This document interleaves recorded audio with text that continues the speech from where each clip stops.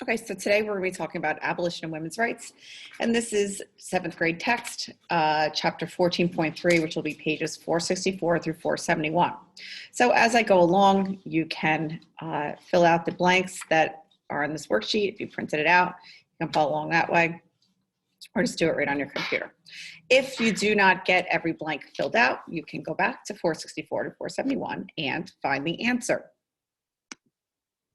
So I want to start off with a pretty powerful quote. It's called "The Slave Mother." It says, "They tear him from her circling arms, her last and fond embrace. Oh, nevermore may her sad eyes gaze on his mournful face.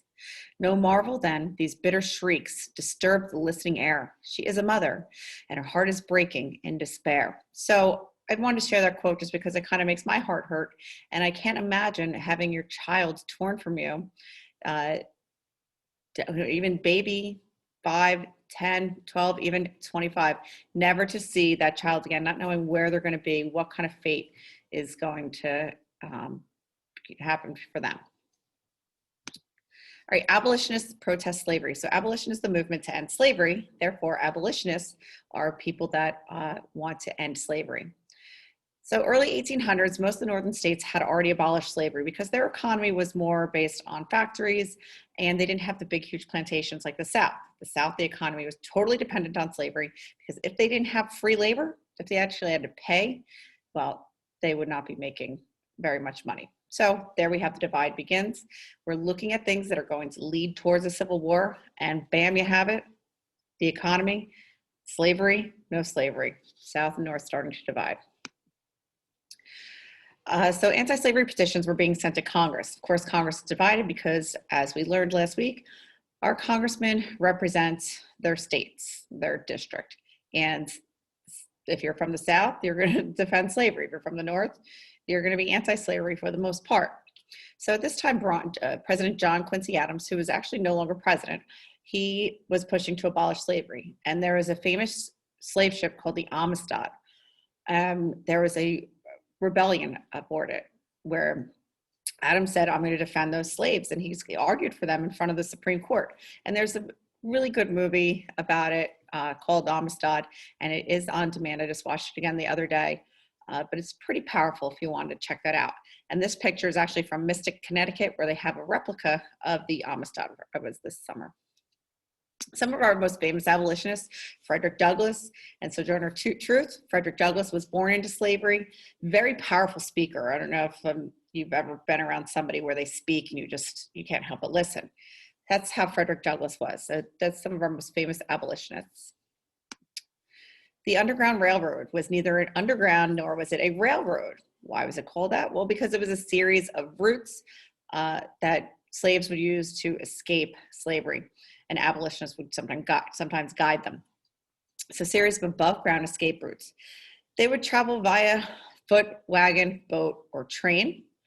And the stations would be stables, attics, and cellars. And as you can see on the map, going from the South, they would always go north, right? Because north was anti-slavery or free. A lot of times, eventually, we'll see down the road, with the Fugitive Slave Act, they would try to get all the way to Canada because if they were in the North, they would end up having to be returned because they were property. So that we'll get into later. But you can see some of these routes, boat routes, etc. Harriet Tubman. Hopefully everybody has heard of Harriet Tubman. If not, she was born a slave and she escaped because she learned she was going to be sold. Again, breaking apart from your friends, your family, not knowing where you're going to go and what kind of horrible fate might be in store for you. She did approximately 19 dangerous journeys to free enslaved persons. And again, dangerous, keyword, extremely dangerous. We learned about the trails west. Well, think about having someone actually hunting you down as you're trying to escape with a group of people that may not be capable. Could be kids, could be women, could be pregnant women, could be older. So 19 dangerous journeys to free enslaved persons.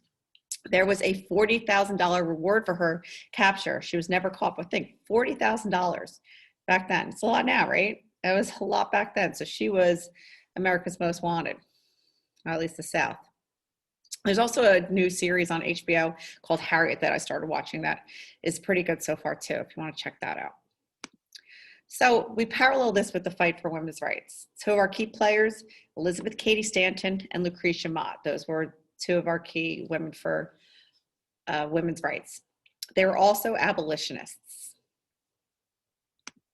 The Seneca Falls Convention was held in New York, and it was the first world's first convention on the rights of women. There was about 300 or so people there, and that's big just considering transportation. It wasn't easy to get anywhere, and women didn't have really rights. They couldn't just be like, all right, hubby, I'm hitting the road, I'm going up to New York to a big convention. So that was still a pretty decent number for that time. So here's a quote from there. It says, now in view of this entire disenfranchisement of one half the people of this country, their social and religious degradation, in view of the unjust laws above mentioned, and because women do feel themselves aggrieved, oppressed, and fraudulently deprived of their most sacred rights, we insist that they have immediate admission to all the rights and privileges which belong to them as citizens of the United States. So the gist of that is women make up generally half of the population.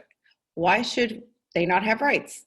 Why should they have less rights? Why should they be oppressed and not be able to live their full life with the human rights that everyone is entitled to? So this was kind of the kickstart to that. Then something called suffrage. Does not mean suffering. Suffrage is the right to vote. And one of our key ladies is Susan B. Anthony. So she fought for the right to vote, receive equal pay, which is still an issue today, and keep their own property and wages after marriage. When you got married, you would get rid of anything you'd ever worked for. Your father, it was in your family, gone to your husband. And it's fine if he's a good person, I guess, but still that was your thing that was going to somebody else. So that's the gist of abolition and women's rights.